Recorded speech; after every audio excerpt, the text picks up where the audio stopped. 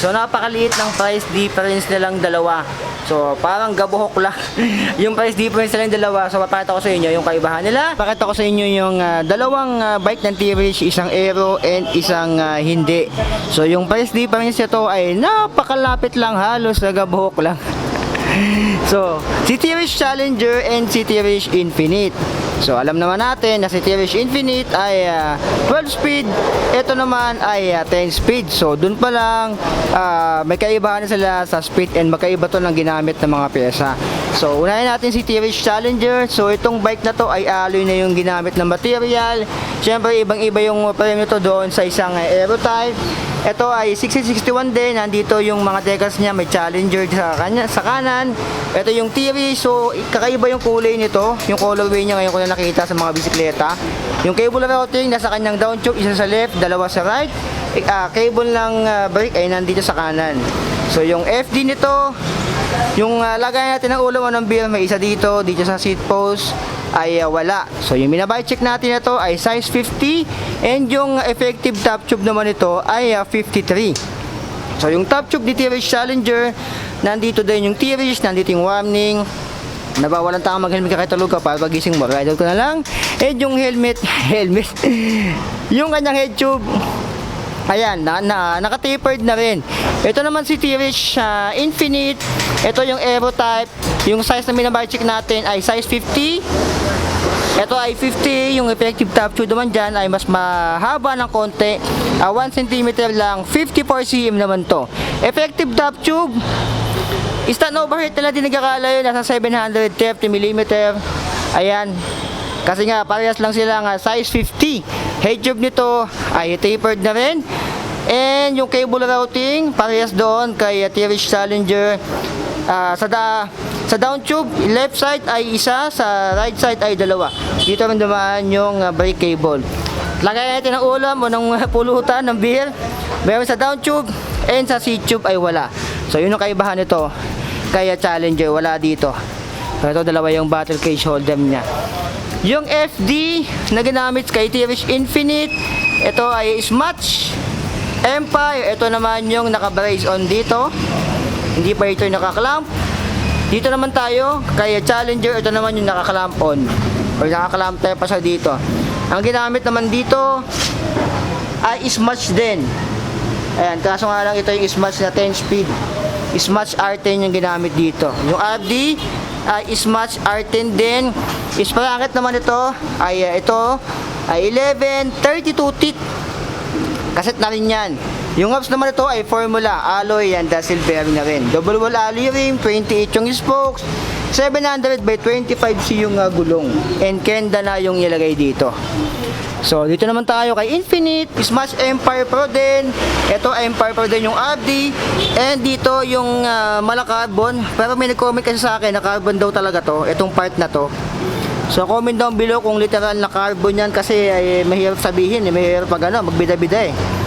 Ayan So may nagko-comment kasi na carbon daw yan. So comment down below kung carbon nga, hindi mo na ako magagalit.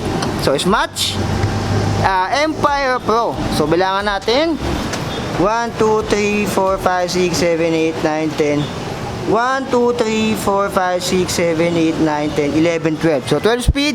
Ito ay kaset na rin 11 34 teeth. Ayan, so dalawang lang yung kaibahan nila. Isang 32 teeth, ito naman ay 34 teeth. Si T-Reach Infinite. Yung hubs naman ito ay T-Reach alloy silver bearing. And yung spokes nito ay 28, 4, 8, 12, 16, 20, 24, 28 din, parehas lang. Double wall alloy yung rim and yung gulong naka-Kenda na rin. So parehas lang na ginamit Kenda. And parehas din silang naka-parehas na valve. Ayan, so 25C din. Sa likod, ito ay 160mm rotors na quick release. Ito naman yung kanyang post mount, andito mechanical. Si T-Reach Challenger naman dito ay 160mm rotor, 6 bones quick release. And naka-post mount din dito. Seat post 27.2, naka-Mosa rin seat clamp. Ito ay stock lang to, ball bearing pa. Upuan ni Challenger ay malambot na rin. So dito naman, ito ang Aero type. Tingnan nyo yung seat post ito. Ayan, medyo maliit lang. Compare natin dito kay ano. Ito si Mountain Peak Titan. Ayan. So, medyo magkalapit yung itsura nila ni Titan. Kasi yung kay Mountain Peak Striker, iba din. Ayan, no. So, yan yung sinasabi ko na problema sa mga ano, sa mga aero kasi nga iba-iba yung size niya, yung lapad. So, kung puputulan mo yan, nasa sa'yo, good luck sa paghahanap ng panibagong seat post, no. So, yung upuan nito ay Velo. Ayan, T-Reach Velo na rin, Civic Velo. Yung fork naman ay alloy na to. Ayan, T-Reach. Kamukha lang din ang fork nito ni Challenger. Ayan. So, halos kamukha lang talaga sila. Sa unahan, ganun din pag tinignan mo. Eto, halos magkamukha lang talaga sila. Pero, magkaiba sila dito. Eto kasi, tingnan nyo, flat na flat dito. Yung kay Infinite, tsaka kita yung welding. Kung nakikita nyo dyan. Ayan, sobrang flat dito. Dito naman kay ano, kay Challenger, ayan o. Diba? Mas flat yun sa kabila. So, doon sila nagkaiba. 160mm rotor, 6 volts, parehas lang din yan sa ng size. Stem naman ito ay parang naka-short stem lang siya dito. Parang 60mm lang to. Ayan. Ito, hindi ko sure kung ball bearing pa to, pero malamang sa malamang pag mga stock kasi ball bearing pag mga ganito eh. 420mm yung kanilang drop bar. Parehas lang din dito, 420mm din to. Yung drop bar nito. And ito naman, parang feeling ko mas mahaba ng konti. Ay, hindi, parehas lang pala. Parehas lang nasa 60mm to. And ito naman ay Ginea. So ito yung mga ball bearing pad madalas eh. Ayan. So yung ano naman ito, brake and shifter ay Sensa Empire Pro. So ayan.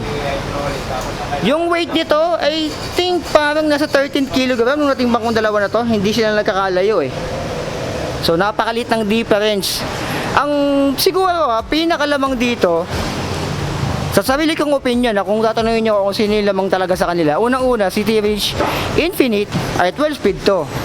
Ito naman ay 10 speed lang. So una na yon, nalamang si T-Reach Infinite. Isa pa sa nilamang nito ay naka-Halotech na si T-Reach Infinite. Si T-Reach Challenger naman ay hindi, naka-square tire pa siya dito. So yun yung dalawang lamang na malaki nito. Pero yung price difference nila ay napakaliit lang.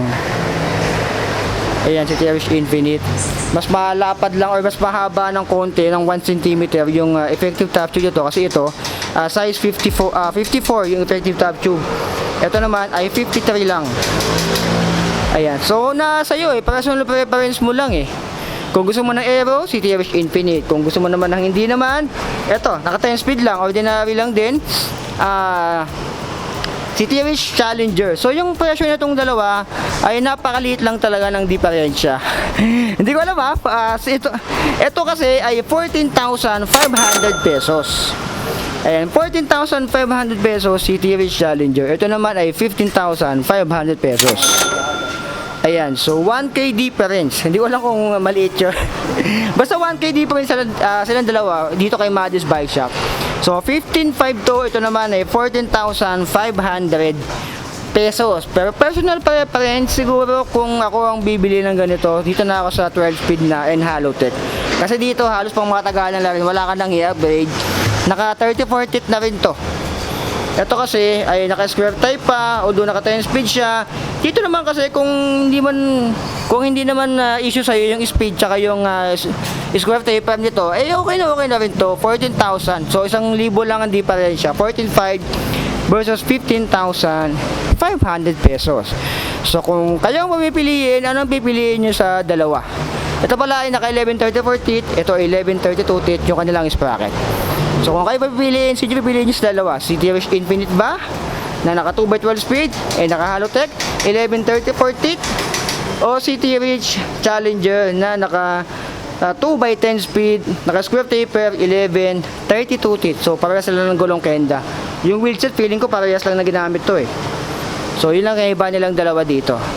So 14,500 versus 15,500. Dito yan sa Madis Bike Shop sa Pugad, Lawin. Ayan o.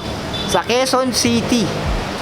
So yung shop nila, kung may katanungan kayo, yung Facebook page ay ayan na rin, Maddie's Bike Shop. So puntahan nyo yan dito, pwede din ditong mag home credit. So sa home credit, nagkabisikleta ka naman. So ano masasabi nyo dito, comment down below. So like, comment, share, and subscribe. So be it, I love you all. Signing out.